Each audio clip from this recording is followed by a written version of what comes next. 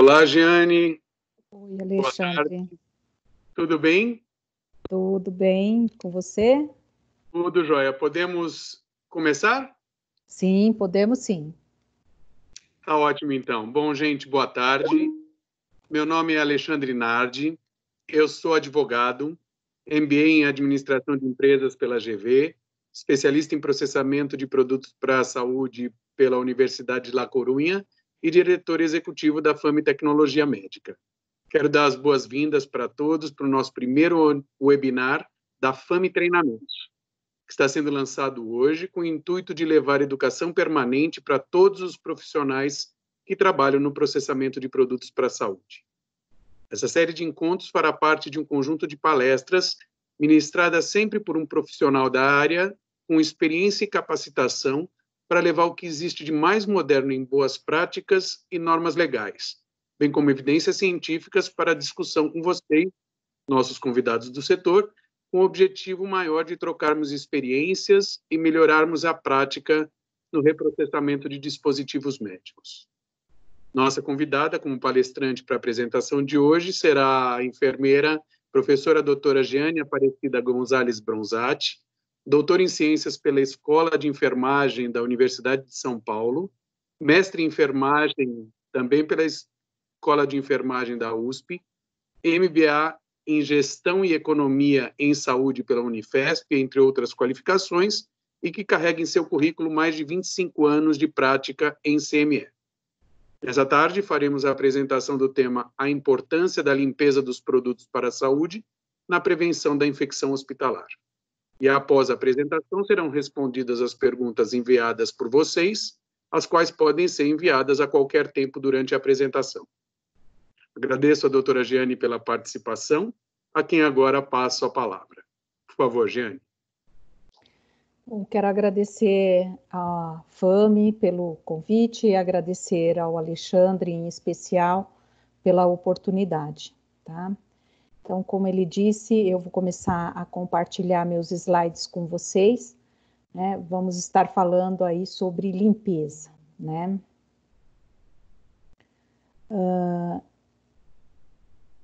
Então, o tema hoje é a importância da limpeza dos produtos para a saúde na prevenção da infecção hospitalar. E eu espero, nesse momento, né, nós falar para vocês, trazer para vocês algumas evidências científicas sobre esse tema tão relevante que foi a mim delegado para falar, tá?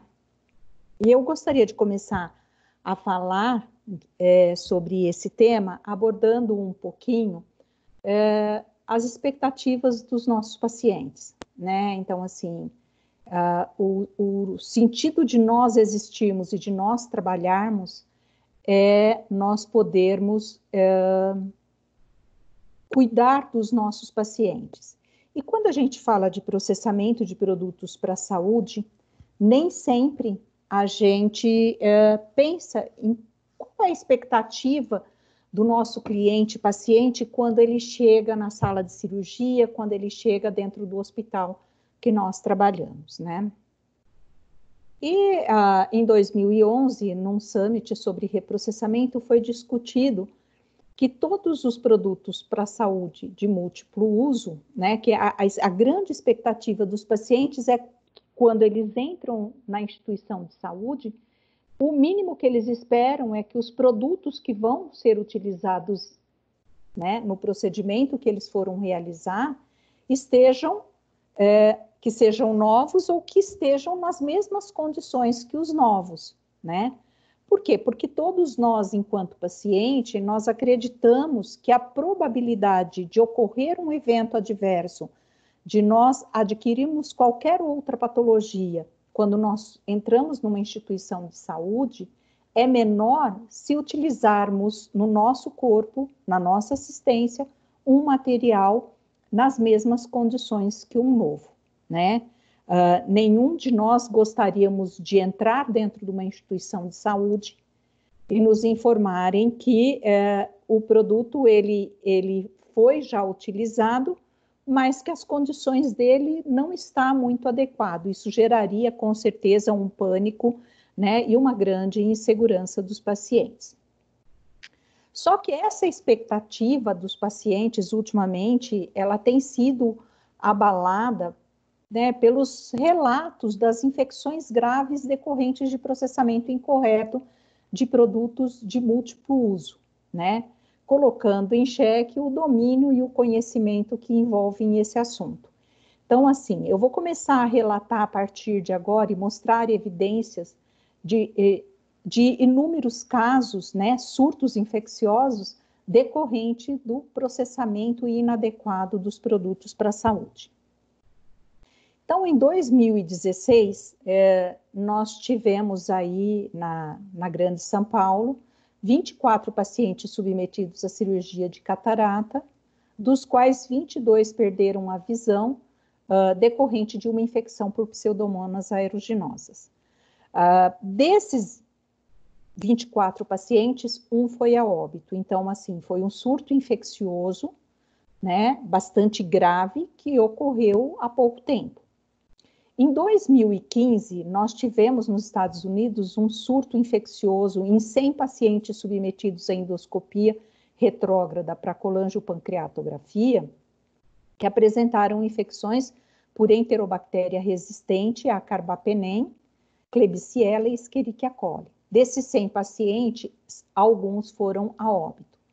E tanto os pacientes que perderam a visão aqui em São Paulo ou que foram a óbito, como os pacientes dos Estados Unidos, ambos os surtos foram relacionados a uma limpeza inadequada, uma deficiência no processo de limpeza dos produtos para a saúde, né? Então, são surtos bastante graves, que eventos adversos que chegam aos pacientes com uma gravidade muito grande. O que a Organização Mundial da Saúde fala, né? Ela diz o seguinte, que as infecções relacionadas à assistência à saúde constituem um dos eventos adversos mais frequentes na prestação de assistência à saúde, sendo considerado um importante problema de saúde pública com impacto em morbidade, mortalidade e qualidade de vida dos pacientes, né? Então, assim, ela é prevenível, por quê? Porque se nos surtos citados no slide anterior, os materiais tivessem sido limpos adequadamente, processados adequadamente, esse surto teria sido evitado. Tá? A Organização Mundial da Saúde, ela diz também, quando ela fala de infecção, que nos países desenvolvidos, 7% dos pacientes adquirem infecção, e nos países em desenvolvimento, 10% dos pacientes que buscam assistência à saúde adquirem uma infecção. Então, é um evento adverso grave, evitável, né? A partir do momento que você tem medidas eficazes e controle dessa infecção, das ações, né, que podem, dos riscos que podem causar uma infecção no paciente. A Organização Mundial da Saúde, em 2008, ela traz uma informação que 4 milhões de pessoas adquirem uma infecção relacionada à assistência à saúde todos os anos na Europa. 20 pacientes hospitalizados com uma infecção, eles infectam 1,2 pacientes, né? É diferente da nossa situação de Covid, que a cada um infecta 2, né? É um pouquinho menos, mas a gente vê que é um índice bastante alto. 37 mil pessoas morrem decorrentes de infecções relacionadas à assistência à saúde a cada ano na Europa. 5,48 milhões de euros são gastos para tratar as infecções relacionadas à assistência à saúde, né? Então, o custo de uma infecção, do tratamento de uma infecção em um paciente, ele varia de 694 euros a 13.880 euros, né?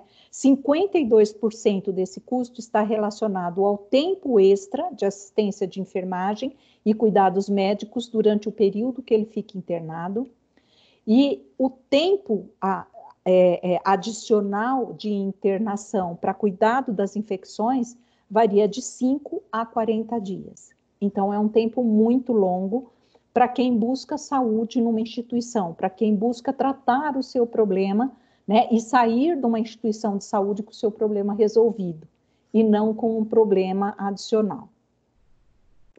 A OMS, ela diz também que nos Estados Unidos, 1,7 milhões de pacientes adquirem infecções relacionadas à assistência à saúde, e desses 99 mil morrem anualmente.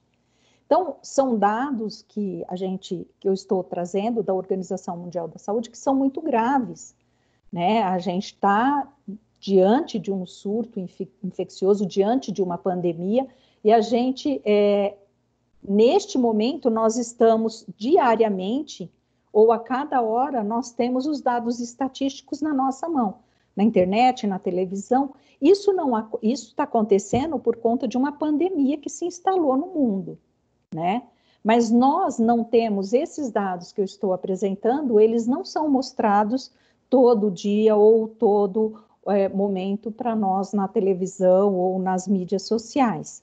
Então, assim, nós estamos numa situação grave neste momento no mundo, mas a gente já vem vivendo essa situação grave há quase 20 anos, né, com um índice altíssimo de infecções relacionadas à assistência à saúde. No entanto, que a OMS lançou a campanha de segurança do paciente, né, na década de 2000 a 2010, por quê? Porque o índice estava morrendo muita gente, muita morbidade decorrente, né, de uma assistência insegura que os pacientes vêm tendo nas instituições de saúde. Os países subdesenvolvidos ou em desenvolvimento, os dados disponíveis são limitados, mas estima-se que as infecções relacionadas à assistência atingem as taxas entre 5,7% e 19,1% dos pacientes internados, né? E nos Estados Unidos, o tempo de internação, ele varia de 5 a 29,5 dias, com taxas de mortalidade na América Latina de 18,5%, na Ásia de 23,6% e na África de 29,3%. Então, assim, se com a situação da pandemia nós estamos tendo um grande número de óbitos de pacientes, é importante a gente considerar que fora de uma pandemia nós também temos infecções. Todos os guidelines que você vai buscar sobre infecções, o início do guideline já vem falando da pneumonia, da morte por pneumonia em pacientes de UTI. Então, nós temos um índice de infecção muito alto no mundo. E nos países em desenvolvimento ou subdesenvolvido, nós temos uma subnotificação muito grande. E nos artigos científicos que eu busquei para montar essa aula, tem um dos artigos científicos que ele vem trazendo, falando sobre a subnotificação, né? Então, muitos relatos de surtos infecciosos não têm artigos científicos ou não têm evidências publicadas por uma questão de não se fazer um marketing negativo do país, da instituição de saúde ou então dos profissionais. Então, existe uma subnotificação dos processos infecciosos. No Guideline de Cirurgia Segura de 2009, quando o manual ele vem trazendo, né, quais são os indicadores de infecção e o que você deve buscar para você aumentar a segurança do paciente cirúrgico, é muito interessante que ele traz na página, um print da página, efetivamente, que num trecho super pequeno de texto, ele coloca a palavra limpeza 4 vezes, né? E ele vem trazendo o seguinte, que os instrumentos cirúrgicos reutilizáveis, eles requerem uma sequência de limpeza mecânica para remoção das sujidades e contaminação. Ele vem falando sobre a limpeza mecânica e química para remoção de resíduos de matéria orgânica e inorgânica, né? Que a limpeza, ela diminui a carga microbiana dos instrumentais, né? Que a redução microbiana, né, ou também chamada descontaminação, ela deve ser utilizada e realizada com agentes químicos, né, e físicos. Então, no Manual de Cirurgia Segura, já vem falando sobre que a limpeza, ela é um fator extremamente importante na prevenção e no controle de infecção. Outras infecções relacionadas à assistência à saúde, em 2012, né, o Instituto ECRI, ele diz o seguinte, que a contaminação cruzada por endoscópios flexíveis reprocessados incorretamente é citado como um dos 10 maiores riscos causados pela tecnologia utilizada na área da saúde. Então, assim, a gente tem já em 2012 um instituto que fala sobre segurança do paciente, dizendo, olha, o top 10 em risco à assistência à saúde são os endoscópios flexíveis. Tá? Por quê? Primeiro, porque a limpeza é deficiente e, consequentemente, os processos de desinfecção também serão não realizados adequadamente, né? No Brasil, nós tivemos um surto bastante grave que foi entre 1998 e 2009, né? É um surto infeccioso relatado no mundo inteiro, né? Os pesquisadores, né, e cientistas do Brasil se debateram muito para encontrar quais eram as causas desse surto infeccioso, né? Que foi que atingiu 2.520 pacientes submetidos a videocirurgias, lipoaspiração, lipoenxertia, né, e outros procedimentos por uma micobactéria de crescimento rápido, né? Então, assim, por uma falha de limpeza dos materiais utilizados nesses procedimentos e, consequentemente, né, um processo de esterilização não realizado, porque grande parte desses materiais ainda não eram submetidos ao processo de desinfecção de alto nível, gerou-se, então, esse surto infeccioso, né, causado por uma micobactéria de crescimento rápido. Né? Então, assim, o agente desinfetante, né, ele não conseguia destruir a micobactéria, né, e, consequentemente, os agentes infecciosos, os agentes esterilizantes também não, pelo menos o vapor, que eu vou estar falando um pouquinho mais para frente sobre isso. Aqui eu estou trazendo um estudo, ele é de 2009 e ele é um clássico da literatura, essa evidência científica produzida por Parada, aonde ele fala, né, as infecções específicas após a cirurgia de reconstrução de ligamento anterior. Então, esse artigo ele foi escrito após uma investigação de um surto, né? Então, começou a observar infecções pós-operatórias em procedimentos de reconstrução de ligamento cruzado anterior e, por se tratar de um procedimento cirúrgico limpo, né, a infecção neste procedimento, neste tipo de procedimento cirúrgico, é um evento adverso raro. Então, chamou a atenção dos pesquisadores, e o objetivo, então, foi caracterizar a relação entre falhas no processamento de produtos para a saúde utilizados nos procedimentos de reconstrução de ligamento anterior. Então, o método que ele utilizou foi, num período de 14 semanas, eles observaram que tinha tido 5 casos de infecções pós-operatórias, né? Esses casos fez com que elevasse muito a taxa de infecção da instituição aonde realizavam esses procedimentos. Então, a taxa de infecção nesse período elevou de 0,3% para 12,2%, né?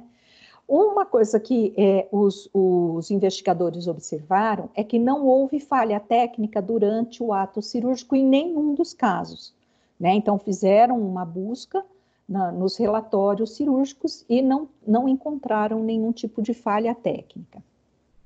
Em todos os casos, foram utilizados autoenxerto, ou seja, não tinha tido um material estranho, né, que tivesse sido implantado no paciente. Então, o enxerto era do próprio paciente. E uma coisa que foi observado é em que todos os casos utilizaram o sistema DePuy-Maitech Intrafix para fixação do enxerto tibial, tá? Então, quais foram as conclusões desse estudo, né? Então, ele diz o seguinte, que diante de uma série isolada do aumento da taxa de infecção sem a presença de quebra de técnica séptica, optou-se por investigar o processamento dos produtos utilizados em comum, que era o quê? Do sistema Intrafix. E esse sistema Intrafix, ele foi utilizado em todos os pacientes. Então, detectou-se dentro desse sistema, né, a presença de resíduos orgânicos no lúmen da chave hexagonal modular, canulada, que ela era utilizada para passar um fio de baixo calibre, tá? Então, ela tinha um lúmen bastante estreito. O que eles detectaram na investigação? Que no hospital não haviam escovas de diâmetro pequeno o suficiente para o procedimento de limpeza desse lúmen, tá? E dentro desse lúmen, então, eles verificaram que existia resíduo de matéria orgânica. Então, todos os pacientes que tiveram infecções, eles foram tratados com irrigação cirúrgica, desbridamento do joelho afetado, além de antibiótico terapia individualizada. Os pacientes, eles foram acompanhados, né, no pós-operatório, e nenhum paciente necessitou de fazer a reconstrução, de fazer uma revisão na reconstrução do ligamento, né, ou então tiveram desbridamento ou a necessidade de remover o enxerto. Então, assim, às vezes nós olhamos um artigo científico, uma evidência científica produzida, e a gente desconsidera, por julgar que o número, né, são 5 pacientes que apresentaram essa infecção. Né, vamos deixar para lá, porque não é um número tão grande, mas a gente pode observar o quanto deve ter aumentado o valor financeiro desse tratamento, né, o quanto esses pacientes tiveram, né, as suas vidas e a sua produtividade reduzida, a sua vida social e familiar comprometida por um processo infeccioso decorrente da falta da limpeza de um produto utilizado nas cirurgias, né? E embora seja um artigo científico relatando a investigação do surto infeccioso, ainda hoje, no século XXI, em 2020, nós encontramos instituições de saúde cujo as escovas utilizadas no processo de limpeza dos instrumentais cirúrgicos não são adequadas, né, ao formato ou ao diâmetro do material que precisa ser limpo, né? Então, é uma situação bastante complicada e ainda real. Aqui eu estou trazendo também um outro artigo científico, que é um clássico também, quando a gente fala de limpeza, né? Que é um artigo do Toshi, Esse artigo científico, ele também foi uma investigação, então foram 7 pacientes, né, com infecções in situ cirúrgico em procedimentos de artroscopia simples de joelho, e essas infecções foram causadas por Pseudomonas aeruginosa. A artroscopia simples, ela também é um procedimento cirúrgico considerado limpo, né? Então, não teria o porquê de ter essa infecção. E o que eles julgavam interessante é que também não tinha quebra de técnica séptica, ou seja, tinha preparo de pele, tudo realizado nos conformes, né? Então, essa infecção ocorreu no Texas e a investigação que foi feita foi de 22 de abril de 2009 a 7 de maio de 2009. Então, assim, observa-se que num período muito curto, né, os pacientes apresentaram uma infecção. Então, o objetivo era determinar as causas do surto e prevenir futuras infecções. O método de investigação utilizado foi investigação documental, né, resultados de exames laboratoriais e a clínica dos pacientes avaliados.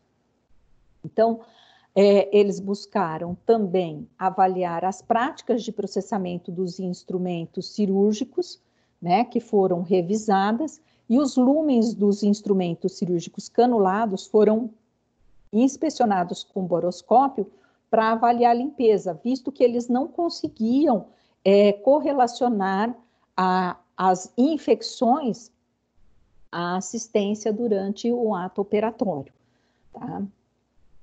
E aí, o que foi que eles encontraram, tá? Então, eles realizaram culturas instrumentais cirúrgicos e as culturas não apresentaram crescimento.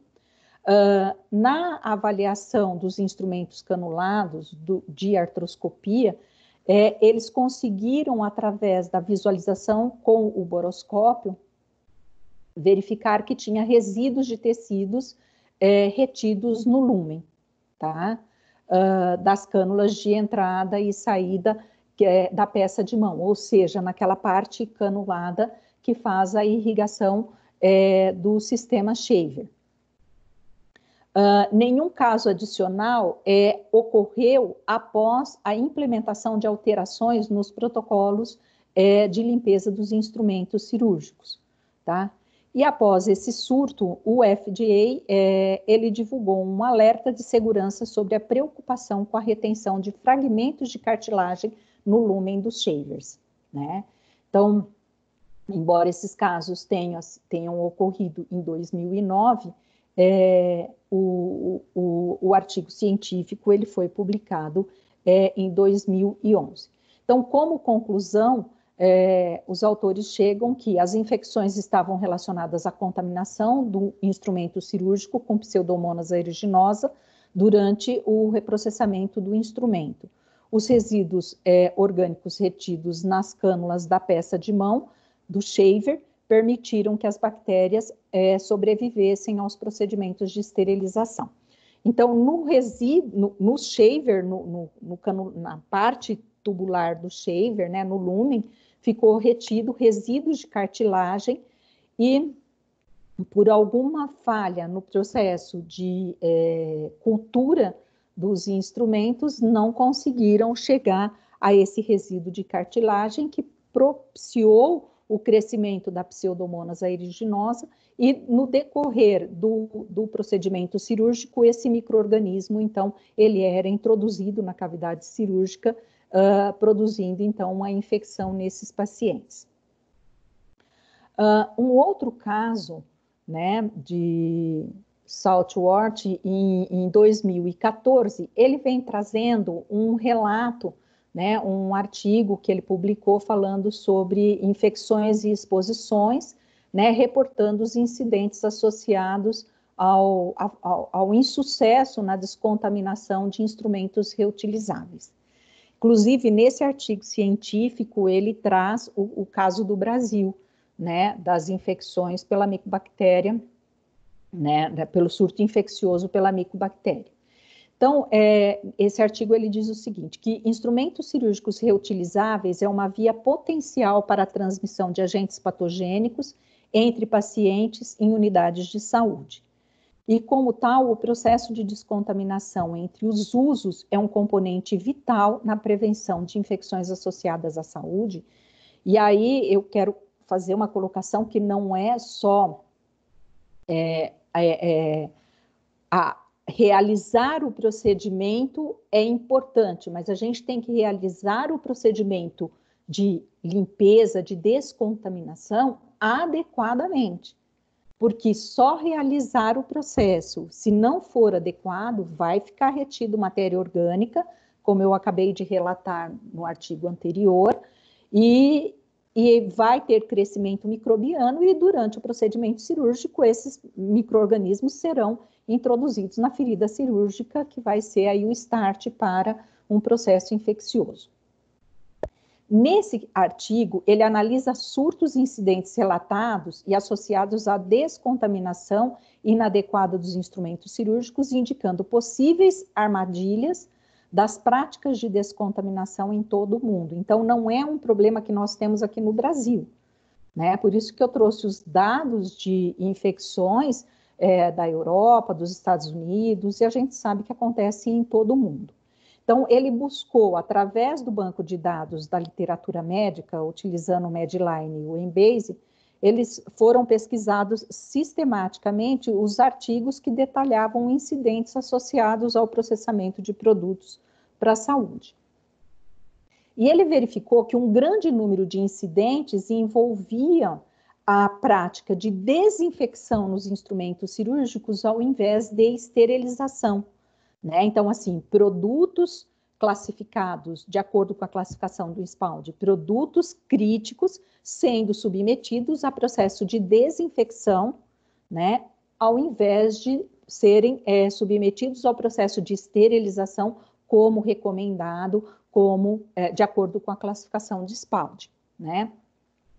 Então, ele fala que 43% dos artigos relatavam instrumentos cirúrgicos que contrariavam as práticas e as diretrizes nacionais e internacionais de serem esterilizados, né? Ele observou também que 29% dos artigos, né, relatavam processos infecciosos em cirurgias oftalmológicas, né? E a gente entende muito bem porque, por se tratar de um instrumental muito delicado, a gente sabe que as práticas de limpeza e esterilização, elas são realizadas, muitas vezes é suprimido alguma fase para se evitar que os danos no instrumental propriamente dito, né? Os micro-organismos, eles verificaram também que os micro-organismos mais presentes no processo infeccioso era a Pseudomonas e Mycobacteria, espécies de Mycobacteria, né? E foi identificado também um incidente de possível transmissão da variante da doença de Creutzfeldt-Jakob. Aliás, é um artigo que, na realidade, foram, acho que, 9 casos de acidentes, né? Então, esses, tá sinalizado aqui no primeiro retângulo em vermelho, né? Os casos aliás, foram 6 casos de pacientes, 6 não, são 9 casos de pacientes expostos à variante, né, do prion na Austrália no ano de 2000, né? Então, foram pacientes diagnosticados com a síndrome, né, de CJD, e os instrumentais não foram esterilizados pelo tempo e temperatura recomendado e foram reutilizados em outros pacientes, né? E ele traz também outros surtos infecciosos, né, de países de micobactéria, né, que teve na Índia, na Nova Zelândia, na Venezuela, né, os casos que nós tivemos no Brasil, todos eles são relatados nessa revisão sistemática, tá? Em 2008, Lenhart e 2010, Parkin, eles relatam surtos infecciosos decorrentes de más práticas no processamento de produtos para a saúde, são frequentes, e essas infecções geralmente são causadas por micro-organismos que sobreviveram ao processo de esterilização e desenvolveram-se em resíduos de matéria orgânica não removidos durante a limpeza. Então, esses autores, eles trazem nos artigos científicos que os materiais foram submetidos a processo de esterilização, mas em decorrência do resíduo de matéria orgânica, né, o agente esterilizante não entrou em contato com o micro-organismo e com a superfície do material, porque a matéria orgânica protege o micro-organismo, e após, quando esses materiais foram utilizados, então causaram surtos infecciosos nos pacientes que utilizaram esses materiais. Em 2016, a Organização Mundial da Saúde, ela publicou, então, um manual sobre descontaminação e reprocessamento de produtos médicos, né? E ela traz o seguinte, que resíduos de sangue e fluidos corporais apresentam um alto risco de transmissão viral, né? Então, a gente está falando de uma infecção causada por alguns micro-organismos, mas a gente hoje já sabe-se, né, e é descrito pela OMS o quê? Que existe um alto risco de infecção do HIV, a hepatite B e C e doenças virais altamente infecciosas como o ebola por produtos para a saúde não processados adequadamente, não limpos, pelo menos, né? Ela traz também que resíduos de muco ou escarro apresentam um alto risco para transmissão de tuberculose e outros patógenos bacterianos. Além disso, ela traz algo bastante interessante quando ela fala assim, os efeitos de não desmontar e limpar os produtos para a saúde. Então, ela vem falando da formação do biofilme nos lúmens, em roscas de parafusos de difícil acesso, e que nesses produtos, né, nessas partes, no lúmens, em parafusos, né, eles protegem os micro-organismos infecciosos como a pseudomonas, né? Daí a revisão sistemática que eu trouxe para vocês falando que o micro-organismo mais encontrado durante a revisão, né, dos surtos infecciosos era a pseudomonas. Os produtos para a saúde, eles não podem ser desinfetados ou esterilizados na presença de resíduo de matéria orgânica. Por quê? Porque a sujidade, como eu disse anteriormente, ela impede que o agente esterilizante entre em contato com a superfície de material. Além disso, quando o material ele é submetido à desinfecção por produto químico, né, a matéria orgânica ela sofre uma reação química com o desinfetante e ela altera a composição do desinfetante e os micro-organismos não são destruídos ou eliminados. Além do que, os resíduos de matéria orgânica, elas podem, então, liberar, né, os micro-organismos que, porventura, venham morrer no processamento, né, mas que estejam na matéria orgânica, eles ainda podem liberar endotoxinas. A OMS, ela diz também que a qualidade da água influencia na limpeza dos produtos para a saúde, né, e a gente sabe que se você tiver uma carga orgânica alta na água, você vai transferir essa carga orgânica para os materiais, tá? Além disso, se você tiver presença altas concentrações de minerais e cálcio, né, esses minerais eles podem contribuir para a deterioração dos instrumentais cirúrgicos. A OMS diz também que a não remoção dos resíduos de detergente e o acúmulo de produtos químicos também favorece a deterioração dos produtos para a saúde em relação à sua integridade e funcionalidade, e resíduos de detergente, de produtos químicos nos materiais, eles podem causar irritação ou reações alérgicas nos pacientes. Por isso que o material precisa ser bem limpo, o material precisa ser bem enxaguado para que a gente impeça, né, ou evite a transferência de produtos químicos para os pacientes. O que a ORN, em 2015, ela traz, né?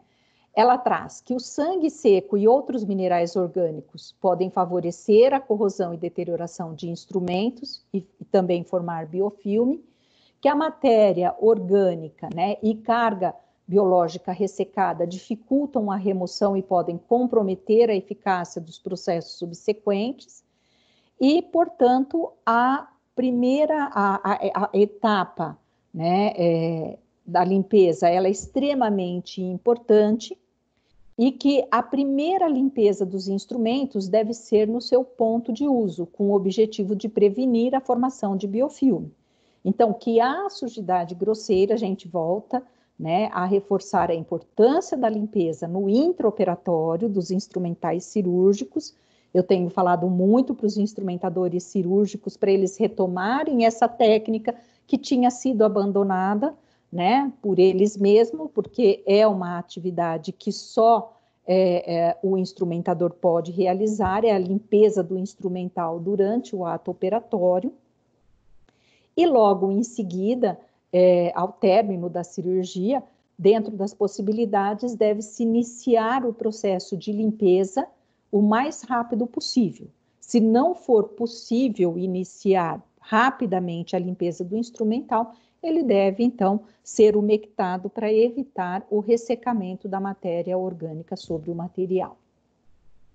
Em 2016, a ORN ela traz no seu guideline uma recomendação, a recomendação número 2, que ela vem falando que os materiais após o reparo ou antes do uso, eles devem ser minuciosamente limpo e inspecionado, né, esterilizado ou submetido a uma desinfecção de alto nível, de acordo, né, com as instruções do fabricante.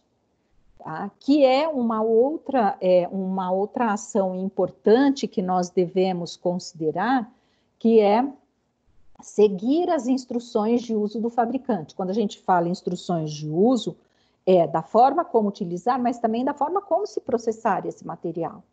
E que muitas vezes nós subestimamos a importância ou não seguimos aquilo que o fabricante do instrumental nos determina. Como limpar esse instrumental, né? E a ORN, ela diz também que as falhas no processo de limpeza, inspeção, desinfecção ou esterilização de um produto para a saúde pode levar à transmissão de micro-organismos patogênicos que podem causar eventos adversos graves, incluindo a infecção do sítio cirúrgico e também da morte. Né? No caso desta referência, é citado por Weber, por Rutala, em vários artigos, né? Dizendo que se você não limpar, né, nós podemos ter eventos adversos graves, tá? Que atingem o paciente e que podem, inclusive, causar a morte dos pacientes. Em 2018, também o EIPIC, né, que é uma associação de profissionais de prevenção e controle de infecção, eles trazem a seguinte informação, que a detecção de resíduos orgânicos, como sangue, muco, ossos, cabelos, entre outros, né, ou qualquer outro tipo de detrito presente, detectado, né, nos instrumentos cirúrgicos que foram esterilizados previamente, esse produto deve ser considerado contaminado e ele deve retornar ao Centro de Materiais de Esterilização para iniciar o processo novamente. Eu trouxe o que o EIPIC descreve nesse guideline, por quê? Porque eu falei para vocês que eu dou aula para instrumentadores cirúrgicos. E é muito frequente, né? Eu vou dizer para vocês assim, sem medo da informação que eu estou dando para vocês, que 90% dos instrumentadores cirúrgicos relatam que os materiais, os instrumentais de OPME chegam na mesa cirúrgica com resíduo de matéria orgânica, principalmente os canulados. Resíduos ósseos é o que é mais relatado, né? Então, fresas, utilizados em cirurgias ortopédicas, né, fresas canuladas com resíduo ósseo no lúmen, tá? E a pergunta que eu faço para esses instrumentadores são a seguinte: diante de um material de OPME, um instrumental, para se colocar um implante com resíduo de matéria orgânica, qual é a ação que vocês fazem, né? Qual é a atitude de vocês nesse momento, tá? E eu posso dizer para vocês que 90% também responde assim: eu fico quieta porque o hospital não tem outro instrumental para substituir. Então, para a gente verificar, assim, primeiro que a gente realmente, os hospitais não têm, porque é um material consignado pelas empresas fornecedoras do OPME, né? Então, o hospital, ele não tem um backup desses materiais, geralmente. Segundo, que a limpeza não é feita adequadamente. E por uma omissão, por falta de informação desses profissionais, né, o material é utilizado, elas removem a rolha óssea que tem ali, o material segue e a cirurgia segue, né?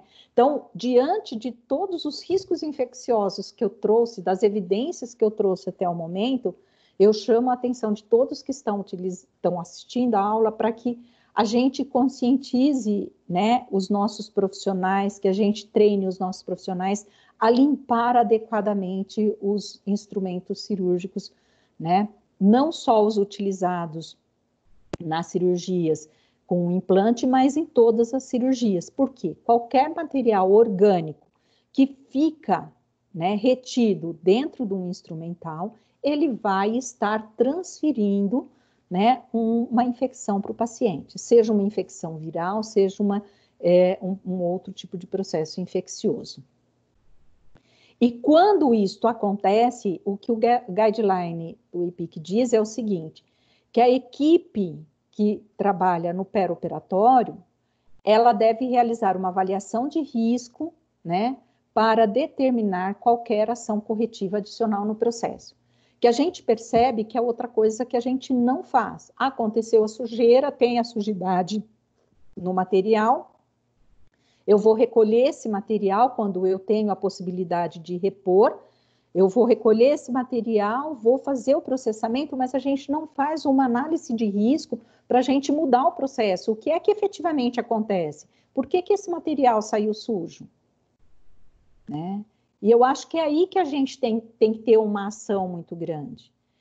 No caso do relato dos instrumentadores cirúrgicos, eu tenho orientado eles a parar o processo.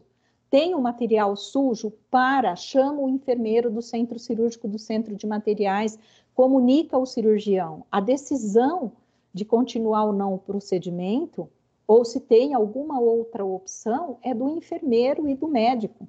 Eles não podem ter a opção ser do instrumentador, né? Ele tem que comunicar de uma forma muito profissional e muito séria, né, o que ele verificou, o que ele tem ali na mesa, diante dos olhos dele, para que o cirurgião, né, e os enfermeiros, né, o cirurgião enquanto responsável pelo tratamento do paciente, o hospital enquanto responsável pelo todo o processo, né, decide fazer.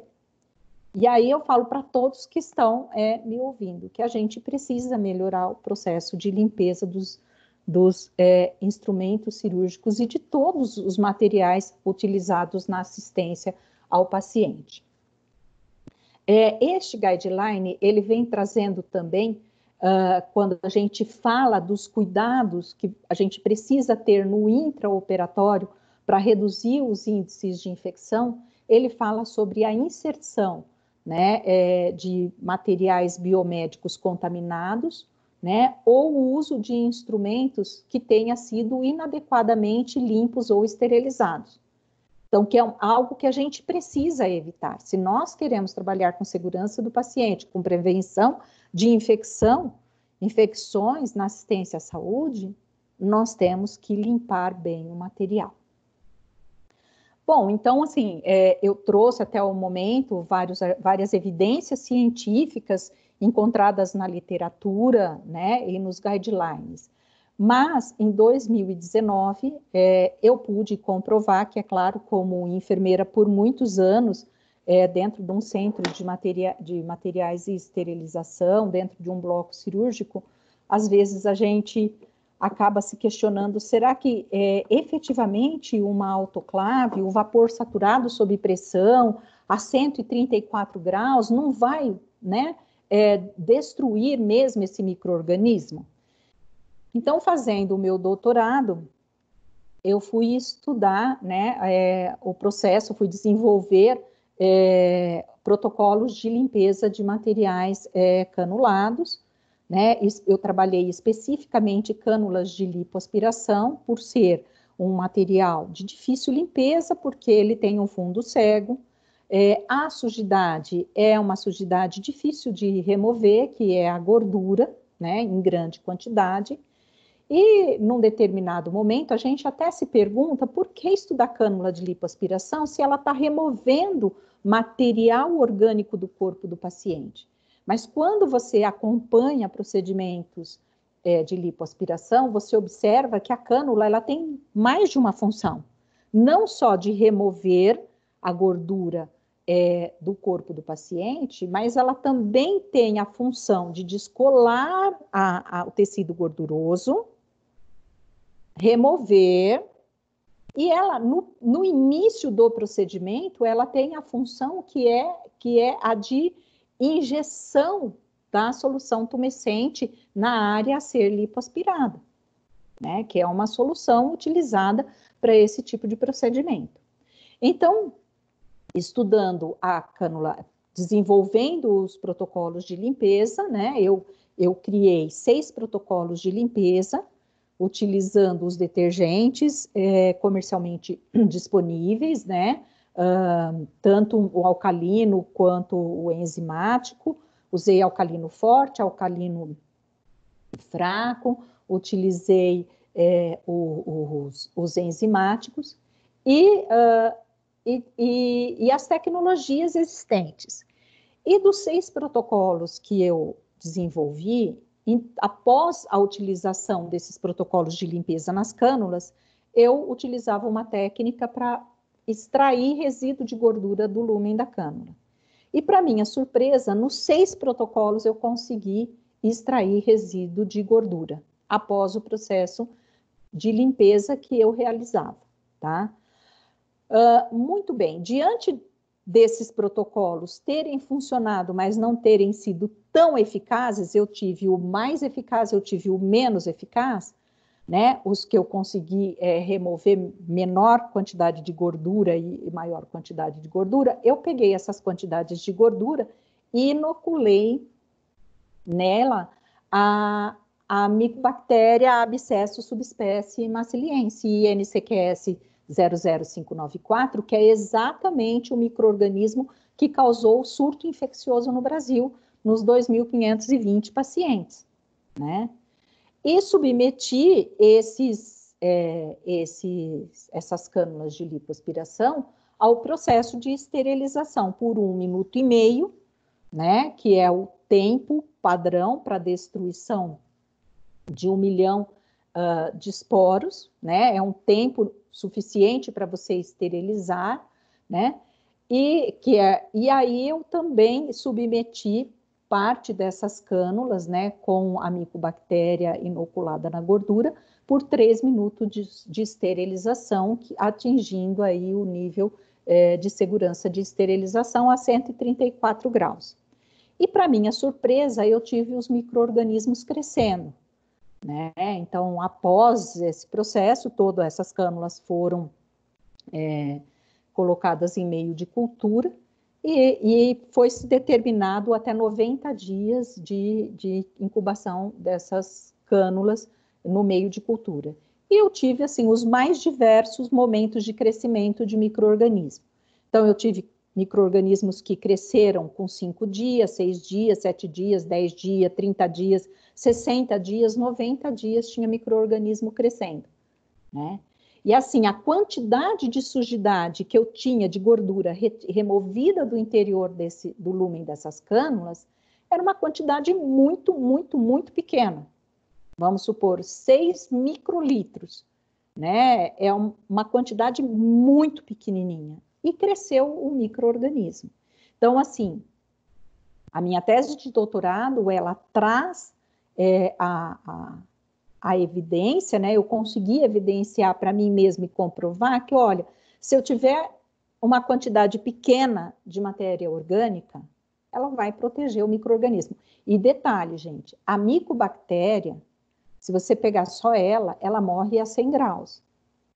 E a 134 graus ela não morreu por quê? Ela não morreu porque ela estava na presença de sujidade, evidenciando aí a importância da limpeza, tá?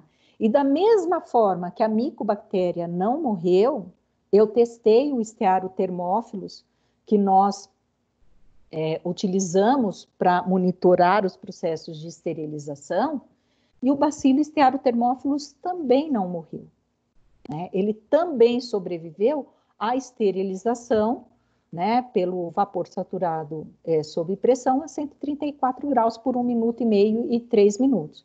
Por que que ele morre normalmente e ele não morreu nesse caso? Ele não morreu porque ele estava na presença de sujidade, de matéria orgânica que era gordura, né?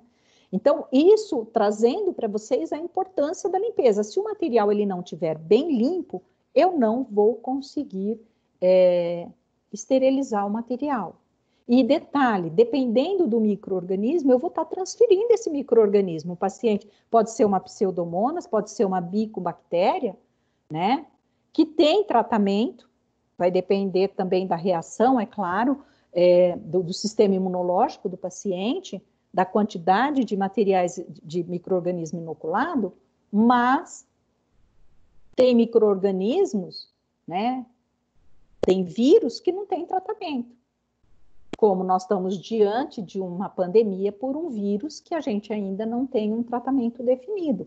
Como a gente tem o ebola, como a gente tem o HIV, entendeu? Que você não consegue, como nós temos a hepatite B, que você não consegue, não tem tratamento, né, para isso, tá?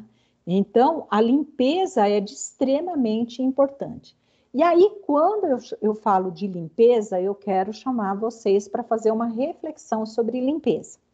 Que ela é a primeira e a mais importante etapa do processamento, eu acredito que ninguém tem dúvida, né? A professora Kazuko, que é quem eu referencio aí nessa frase, ela vive falando e todos nós já ouvimos ela falar e todo mundo que fala de limpeza fala, olha, é a primeira e a mais importante etapa do processamento. Por quê? Porque se o material não estiver limpo, não vai acontecer a desinfecção de alto nível, não vai acontecer a esterilização, tá? Então, é importante a gente ter isso bem claro para a gente, que a matéria orgânica, ela não só ela protege o micro-organismo dos agentes desinfetantes e esterilizantes, como também, tá? Ela favorece o aumento da carga microbiana nos instrumentais. E quando a gente fala do processo de limpeza, né, a RDC, ela vem trazendo a definição do que é a limpeza, né, quais são os meios que você utiliza para fazer a limpeza. Então, assim, você precisa ter detergente, você precisa ter uma água de boa qualidade, você precisa ter produtos, acessórios e equipamentos para que você realize a limpeza, né? A limpeza ela tem que ser muito bem feita na parte externa e interna dos materiais, né? Senão você não tem um produto seguro para uso. E a RDC 15 ela traz também que produtos que possuam diâmetro inferior a 5 milímetros ou com fundo cego, com espaços internos, né? Você precisa da fricção direta, ou seja, não basta você passar jato de água, você precisa fazer a ação mecânica através da fricção, né? E você também pode fazer a ação mecânica através das ondas ultrassônicas, né? Então, a RDC 15, ela dá um direcionamento, olha, o que você precisa fazer para limpar? Os guidelines nacionais e internacionais, SOBEC, a ORN, a AME, todos eles trazem como eu devo limpar, né? É claro que quando a gente fala de limpeza e a gente fala da dinâmica de uma área de limpeza dentro de um centro de materiais de esterilização e da quantidade de instrumentais que chegam até essa área é muito grande, a gente sabe que muitas vezes a quantidade de profissionais também é muito pequena e os profissionais, para otimizar o trabalho deles, eles fazem a limpeza da forma como eles conseguem, com os recursos que eles têm, né? E a gente tem que pensar que essa forma e esses recursos é que vão oferecer segurança ou insegurança para o meu paciente lá na assistência direta, dentro do centro cirúrgico, da UTI, da unidade de internação. Então, assim, a limpeza, ela tem objetivos bem claros e bem definidos. É remover sujidades. Quais são as sujidades? Proteínas, carboidratos, hemoglobinas, né? É reduzir carga microbiana. Se eu tiro a matéria orgânica, eu consigo reduzir a quantidade de micro-organismos, seja ele na forma esporulada, vegetativa, vírus, protozoário, eu vou reduzir. E fazer a remoção de biofilme e impedir também, né, a formação de biofilme, certo? Então, eu tenho, né, que remover as microcolônias, a matriz de polissacarídeo, né, além de eu proteger o instrumental da oxidação e da corrosão. Se eu consigo atingir o objetivo proposto na limpeza, eu tenho segurança no processamento, senão eu não tenho segurança. Tá? Só que quando a gente fala de sujidade orgânica e a gente fala de remoção da sujidade orgânica, a gente sabe que, além de todos os desafios que nós temos no dia a dia na área de limpeza, nós ainda temos outros desafios que são as superfícies dos instrumentais, né? Então, as superfícies, elas influenciam, né, na eficácia da limpeza, tá? E no método da limpeza também. Então, aqui eu trouxe alguns exemplos, mas para quem trabalha na área de expurgo, não faltam exemplos de desafios. Então, a gente tem o simples cabo de um martelo, que ele tem uma superfície antiderrapante, para que ele não derrape da mão do cirurgião durante o procedimento cirúrgico, e que nessa superfície a gente acaba tendo um depósito e uma retenção muito grande de sujidade. E é difícil você ver alguém fazendo uma fricção nessa superfície. O mais comum é você ver cabos de martelo encrostados, né, de resíduo orgânico de vários procedimentos cirúrgicos ali, um sobre o outro, né? Um outro que eu trago também é um aspirador abdominal, né? Um aspirador de Ancower, que tem o cabo oco, né? Então, a escova que vai lavar o lúmen da entrada do aspirador e da ponta do aspirador que vai no abdômen, ele é muito diferente do lúmen, da empunhadura do aspirador. E a escova que vai entrar nesse aspirador, ela não chega nas paredes da empunhadura do aspirador. Então, a gente pode observar nessa imagem do lado direito a quantidade de resíduo de matéria orgânica. Assim como as fresas acetabulares, as fresas flexíveis intramedulares, que tem um trabalho fantástico do professor Rafael sobre os resíduos retidos na fresa, que ele consegue comprovar a retenção do resíduo pela diferença de peso.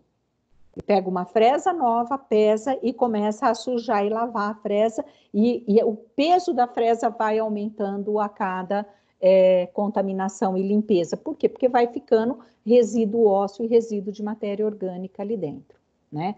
Então, a gente encontra esses desafios, a gente só precisa, né, procurar, a gente tem que melhorar a forma como nós vamos remover esses resíduos. No caso das fresas intramedulares, né, a gente sabe que nós não conseguimos resolver dentro da área de expurgo a limpeza disso. A limpeza da fresa conseguiu se solucionar através do uso de fresas, né, que não tenham mais esse flexível, que ela não seja construída com fitas de aço inoxidável, mas que seja uma haste semi-flexível, que dá uma curvatura de até 30 graus, que é o necessário para se fresar um canal femoral, para se colocar uma haste. Né? Não tem necessidade da fresa ter essa flexibilidade toda como essa que eu mostrei aí no slide anterior. Tá? Um outro desafio é o tipo de sujidade. Então, nós temos dentro da nossa rotina diária do centro cirúrgico, né, enviando para a área de limpeza do centro de materiais e esterilização, diferentes tipos de sujidade. Então, nós temos muita cirurgia de obesidade mórbida hoje, que tem uma grande quantidade de gordura, lipoaspiração, as cirurgias vasculares, que tem uma grande quantidade de sangue, cirurgias do trato gastrointestinal, que tem suco gástrico, tem resíduo de fezes, nós temos cirurgia cerebral, nós temos cirurgias ósseas, ortopédicas, cirurgias oftalmológicas, que usa viscoelástico, que é muito difícil conseguir remover o viscoelástico, remoção de resíduos, de cimentos, de instrumental, e até eu coloco o bebezinho para mostrar, o vernix caseoso é uma das sujidades mais difíceis que nós temos de remover, né? Então, assim, além de eu ter conformação, design de instrumentos muito difíceis de serem limpos, eu associo a isso o tipo de sujidade. Só que, infelizmente, né, pelo nosso modelo de trabalho dentro das centrais de materiais da área de limpeza, nós não levamos em consideração exatamente os designs, a gente foca em alguns, como material de vídeo, cirurgia, como pinças da robótica, mas o material mais delicadinho de microcirurgia de neuro, de oftalmologia, mas a grande maioria é tratado todos da mesma forma. Não que o tratamento deles tenha que ser diferente, né? É claro que a gente tem que utilizar precauções padrão para fins de contaminação, mas o design de cada instrumento é diferente. A sujidade a que ele foi exposta é diferente. E isso faz com que eu busque fazer um planejamento de limpeza. Quando a gente fala de limpeza, nós temos que olhar que eu não estou limpando um material sem conformação nenhuma, de fácil limpeza, não é um material doméstico. Agora, referenciando o Dr. Chuck dos Estados Unidos, eu tenho que pensar que eu estou limpando um produto para a saúde, um material que ele vai acessar órgãos nobres de um paciente, né? Então, a gente precisa ter planejamento para o processo da limpeza, a gente precisa ter um outro olhar.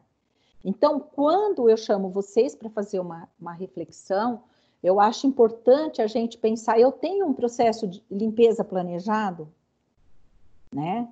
Quais os fatores que eu devo considerar para realizar uma limpeza efetiva, né? Quais os critérios para a utilização dos artefatos e agentes de limpeza? Em quais procedimentos os instrumentais foram utilizados? Cadê as instruções de uso desses materiais? Eu contemplo essas instruções de uso nos meus procedimentos operacionais padrão que eu criei, né? Os procedimentos estão acessíveis aos profissionais que estão trabalhando ali? Tem uma conta básica que eu busco fazer na minha cabeça, que é a seguinte. Normalmente, você chega nas áreas de limpeza dos centros de materiais e esterilização, você encontra 1 ou 2 profissionais no máximo. Você imagina que se você fizer 20 cirurgias, utilizando 50 instrumentais, cada cirurgia, que é uma quantidade pequena de cirurgia e pequena de instrumental, você tem em torno de 1.000 instrumentais para serem lavados no dia. Você pega 1.000 instrumentais e dá na mão de uma pessoa para ela lavar, né? Para a gente pensar no grau de dificuldade em relação a volume. Nós não falamos aí em relação à sujidade e em relação às dificuldades, os desafios da conformação dos instrumentais. Então, a limpeza, ela precisa ser refletida, né? Nós precisamos pensar, não adianta eu inspecionar muito bem do lado de lá, se do lado de cá, na área de limpeza, eu não estou limpando legal. Lá só vai detectar a quantidade que tem que voltar para cá, né? Mas eu preciso dar importância e foco nessa área de limpeza. Outros fatores a serem considerados para o planejamento, né, são as propriedades físico-químicas da sujidade. Então, as características da sujidade, elas vão me dizer qual algumas ações e alguns critérios que eu tenho para limpar. Então, o nosso corpo, ele é uma tabela periódica. Nós temos no nosso corpo toda a tabela periódica, né? Então, assim, quando eu tenho uma noção das propriedades físicas e químicas da sujidade, eu consigo saber qual a temperatura da água que eu devo utilizar. Eu não posso utilizar para lavar uma quantidade de sangue uma água com uma temperatura acima de 60 graus. Por quê? Porque vai ter a coagulação do sangue. Mas eu posso utilizar uma temperatura acima de 60 graus para limpar, para remover gordura, né? Qual é a temperatura ótima para eu utilizar soluções de limpeza? Se a minha temperatura é abaixo de 45, eu vou usar o enzimático. Se a minha temperatura é acima de 50 graus, 60 graus, eu vou utilizar o alcalino, né? E na realidade a gente trabalha com padrão só. Ou eu uso só enzimático ou eu uso só alcalino, né? Não é de acordo com a característica. Quais são as composições das soluções de limpeza, né? E qual o processo de limpeza que eu vou utilizar? Eu vou utilizar o manual? Eu vou utilizar o automatizado na termo, o automatizado na ultrassônica, né? O automatizado no steamer? Aonde eu vou... qual o processo que eu vou utilizar? E eu trago aí uma tese... Desculpa te interromper só um minutinho, só para avisar que nós temos 1h10 de apresentação até agora, tá bem? Tá bom, Alexandre, já estou quase terminando, tá? Tá bom. E aí, os tipos de sujidade, né? Então, assim, tem uma tese da Faculdade de Medicina Veterinária de Lisboa, aonde o Correia fala que diferentes tipos de sujidade apresentam diferentes bases químicas e consistências, que é importante a gente conhecer o tipo de sujidade e é de extrema importância para a eficácia da limpeza e determinar a escolha dos métodos, tá? Nós temos também o ciclo de Sainer, que um engenheiro que ele disse o seguinte, em 1959, que a eficácia da limpeza ela está condicionada a 4 fatores. E quais são esses fatores? São os químicos, a temperatura, mecânica e tempo, né? Que remover nós temos que tentar através, né, com esses 4 fatores, remover não só as sujidades mais fáceis, mas remover todas as sujidades. E um produto para a saúde, ele pode parecer limpo à primeira vista, mas ele pode abrigar sujidades não visíveis, né? Então, quando a gente fala de processo, de avaliar todo e planejar o processo de limpeza, dentro desse planejamento, faz parte eu realizar acessórios específicos. Como eu mostrei para vocês, o artigo científico falando do material, né, de reconstrução de ligamento anterior, que tinha a chave, que passava um fio, só que não tinha a escova para lavar o lúmen, né, o canal que passava esse fio. Então, como que eu vou fazer essa limpeza? Tá? Então, eu preciso ter os instrumentos, as ferramentas corretas para que eu possa ter uma eficácia. Além das ferramentas corretas, eu preciso determinar qual é o movimento correto, o enxágue das cerdas da escova após a limpeza, né? Agora, em 2009, foi publicado esse artigo científico meu na revista da ORNE, falando sobre a redução de resíduos orgânicos em lúmenes de instrumentais, né? Instrumentais canulados, pelo movimento enxágue ou não da escova.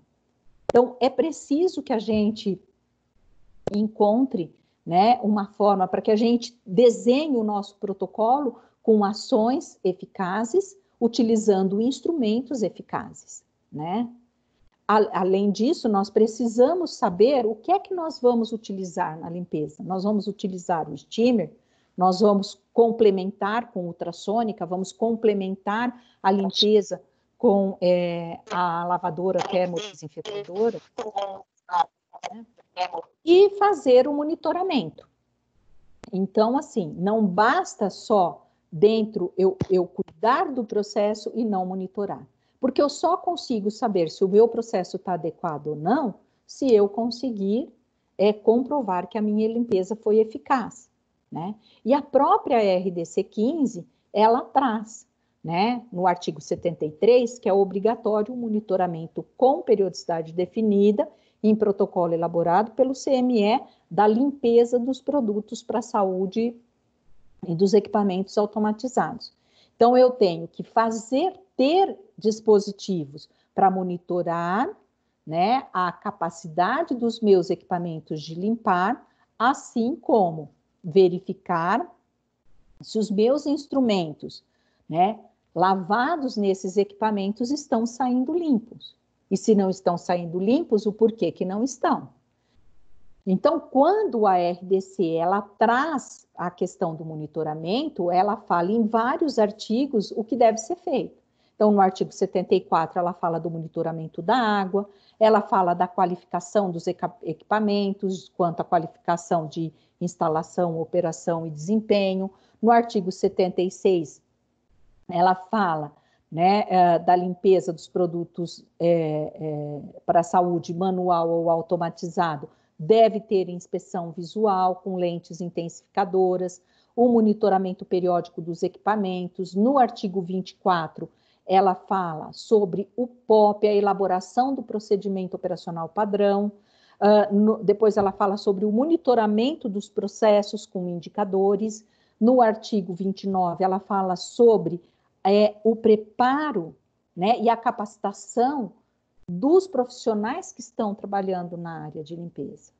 Então, se nós conseguirmos fazer tudo que está na RDC, as recomendações, atender às recomendações nacionais e internacionais, aí sim nós podemos falar que nós estamos oferecendo segurança para os pacientes. E nesse summit sobre reprocessamento que teve em 2011, da AME e do FDA, saiu desse summit uma pergunta: quão limpo é limpo? Né? Então, esse consenso, ele ainda ninguém chegou no quão limpo é limpo. Então, a minha esperança na minha tese é que 6 microlitros de gordura, o micro-organismo não crescesse para eu dizer, olha, se eu tiver 6 microlitros de resíduo orgânico, o material está bem limpo. Não, não está. Essa pergunta ainda não foi respondida.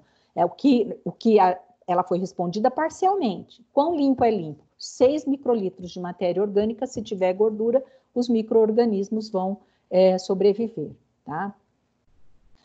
É importante que a gente tenha instruções claras e objetivas, né? Padronização dos processos, né? E sempre que for necessário que a gente repita algum tipo de passo, né? A gente, em nenhum POP, a gente tem assim, olha, se você verificar que você lavou, fez um ciclo na ultrassônica, o material não está limpo, repita a sonicação novamente, que aí pode ser que melhore. A gente não tem isso. E aí eu trago uma instrução de uso do fabricante aqui, da Zimmer, de instrumentos ortopédicos, em que ele fala: repetir os passos de sonicação e enxaguar, né? Só que é uma instrução de uso com tempo de realização de 60 minutos. E eu chamo mais uma vez a atenção de vocês sobre dimensionamento de recursos humanos na área de limpeza, que como que um profissional ele trabalha 6 horas, ele vai gastar 1 hora para lavar um material, né? Vai sobrar 5 para ele dar conta de todo o resto. Então, muitas vezes o pessoal até critica a questão da legislação de dimensionamento de pessoal, mas a gente precisa ter um olhar um pouquinho mais crítico de como nós estamos, a quantidade de pessoas que nós temos para lavar materiais, né? E aí, eu trago também que é importante a gente considerar, na hora de elaborar os POPs, considerar os fatores humanos. Eu não posso exigir que um profissional entenda aquilo que eu estou escrevendo. Eu preciso escrever da forma como ele entende, e não fazer com que ele entenda aquilo que eu estou escrevendo, né? E outra coisa, eu preciso verificar a forma como eu vou passar a informação verbal e a forma prática para esses profissionais. As informações devem ser compartilhadas sempre, né, com o objetivo de você obter as melhores práticas e com o objetivo de você melhorar a competência dos profissionais. Então, a gente tem que ter profissionais bem formados, nós temos que melhorar a formação desses profissionais com educação permanente, principalmente na área cirúrgica, que a gente sabe que a evolução tecnológica em cirurgia, ela caminha a passos largos, né? Desenvolver o entendimento e compreensão de toda a comunidade da saúde sobre as consequências do processamento de produtos para a saúde inadequado. Então, assim, a limpeza, ela tem um alto impacto, né, nos riscos de infecção relacionadas à assistência à saúde. Eu preciso ter, quanto mais eficaz for o meu processo de limpeza, menor vai ser o risco. E eu coloco, para fazer minhas considerações finais, para dizer para todos que estão me assistindo que a segurança dos pacientes, ela está nas nossas mãos, né? Nas mãos dos profissionais que estão trabalhando no processamento de produtos para a saúde. Por quê? Porque se eu não tiver um material bem limpo, eu não vou ter um material porque não vou ter um material desinfetado e não vou ter um material esterilizado, porque a matéria orgânica vai proteger os micro-organismos dos agentes desinfetantes e esterilizantes, tá? Aqui foram as fontes, né, consultadas para montar a aula. Meu muito obrigado, eu agradeço a todos por estarem me ouvindo e passo a palavra para o Alexandre. Muito obrigada, Alexandre. Oi, Giane, eu te agradeço pela apresentação profunda e muito bem sustentada. Eu entendo que nós todos estamos num dos momentos mais importantes da nossa geração para reavaliar as nossas práticas para o combate das infecções relacionadas à assistência à saúde e seus efeitos na segurança dos pacientes. Eu acho que, mais do que nunca, estamos todos engajados, sem dizer que um pouquinho apavorados também, e rumo ao tão falado ultimamente novo normal, que ele seja um novo normal mais limpo e seguro. Antes de seguir para as perguntas, eu vou pedir para que os que ainda não enviaram pelo chat o seu nome e e-mail, que o façam agora, para que a gente possa enviar certificados aos presentes. E passo, então, às perguntas. Eu recebi perguntas aí pelo chat, pelos canais aí das redes sociais. Então, eu vou colocar a primeira pergunta. A qualidade do detergente usado no processo de limpeza antes da esterilização pode influenciar o fato de um instrumento não ser limpo e esterilizado adequadamente? Pode sim, tá? Você deve ter, a pessoa que enviou, ela deve ter enviado a pergunta antes de eu falar das características da sujidade do design. Então, eu acho que esse slide ele responde bem, tá? Às vezes, a característica do detergente não é a qualidade, tá? Mas a característica do detergente não é adequada para o tipo de matéria orgânica que você quer limpar, né? Então, assim, isso é importante a gente avaliar muito bem para que a gente possa ter diferentes detergentes para diferentes tipos de material orgânico, né? E diferentes tipos de equipamentos ou então processos de limpeza, manual ou automatizado.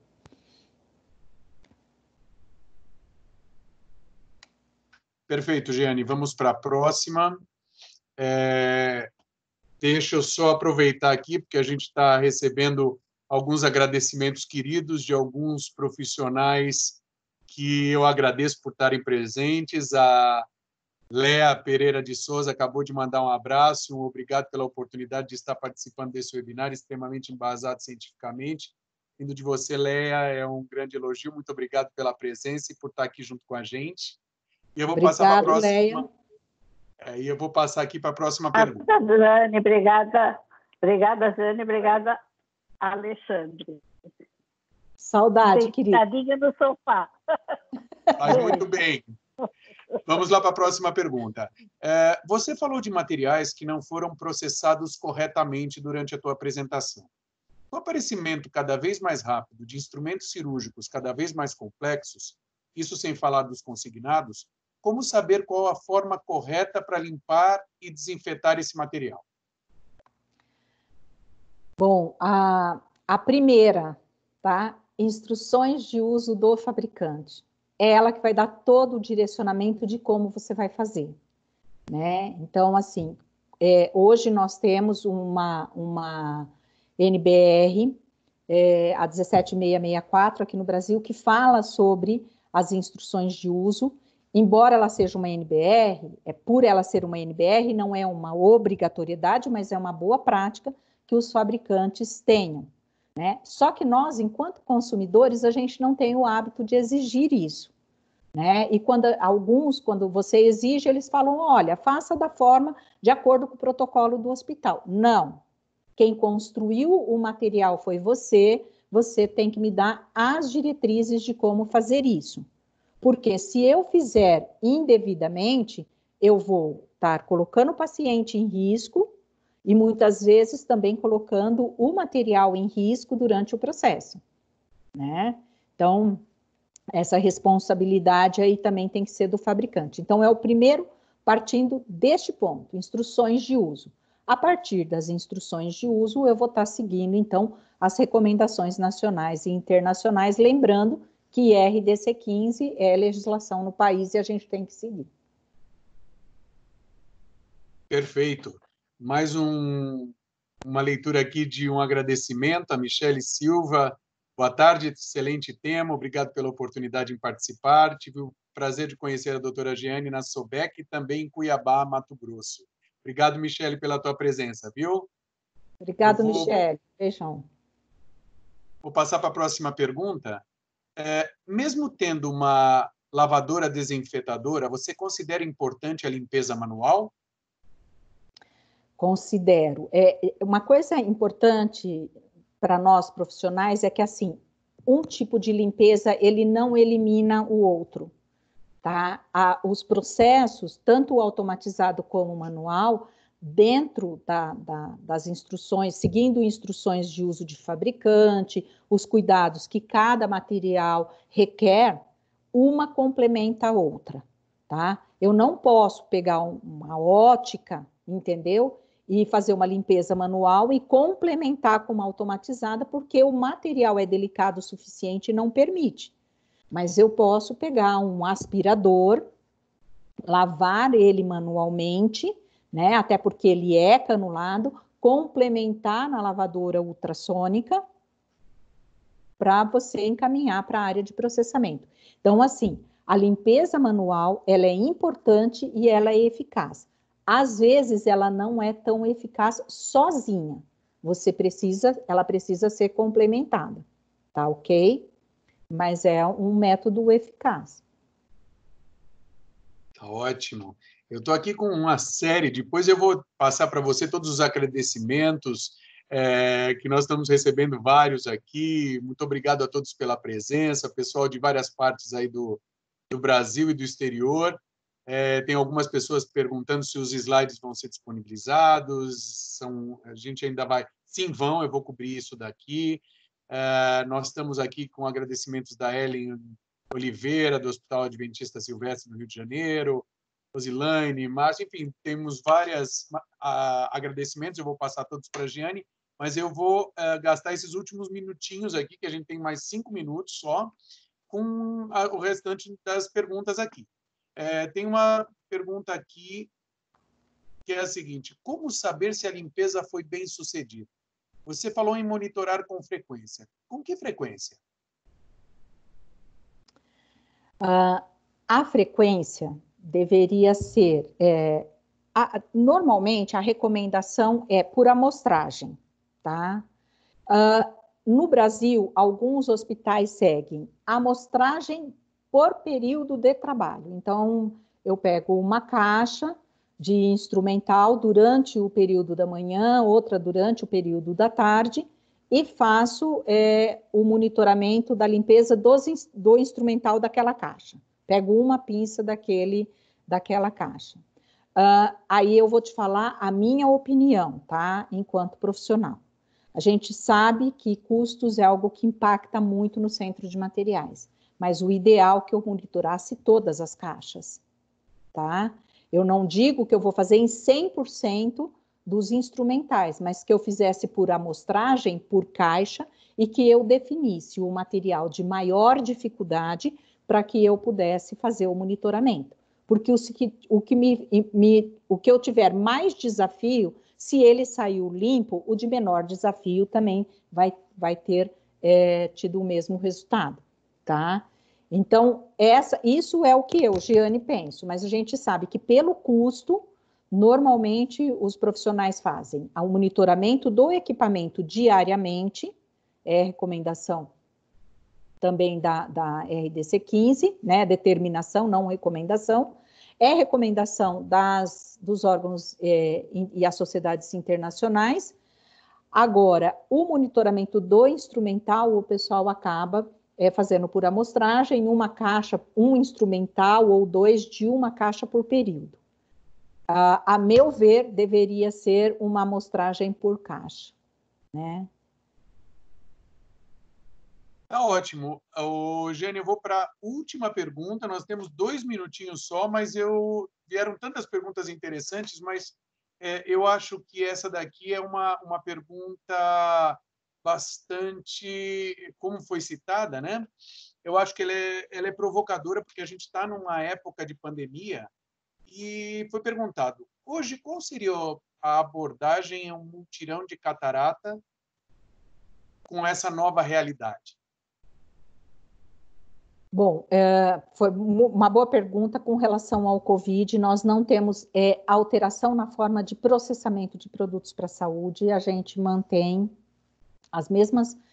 os mesmos procedimentos que a gente faz para todos os materiais. Talvez em épocas de Covid, o que a gente pode intensificar é recolhimento e alguns cuidados em relação ao transporte do material, né? Uso de EPI, é claro.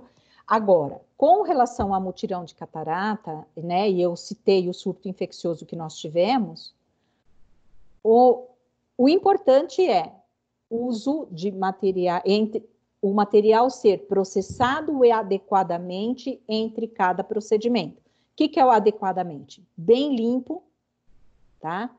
Preparado, né, embalado e esterilizado e ser utilizado por paciente. O problema que nós tivemos em relação às fasectomias, em relação ao mutirão de catarata, foi que os materiais foram compartilhados, tá? Eles foram limpos após o ato operatório e foram reusados no próximo paciente. Ou seja, não houve processamento. Além do que o cirurgião também não trocou, só trocou a luva, não trocou paramentação, a mesa ia de uma sala para outra, isso não é permitido. Então, assim, eu tenho que ter um instrumental processado e dedicado a cada paciente individualmente. Tá? Perfeito, Giane. Olha, tem um monte de perguntas e eu já deixo claro que todas as perguntas que foram feitas vão ser respondidas para vocês pelos endereços de e-mail que vocês deixaram aqui, mas a gente está com 1h30 cravado aqui de evento, então eu vou fazer o encerramento. Eu quero agradecer à doutora Jeane pela excelente palestra, mas especialmente a vocês pela participação.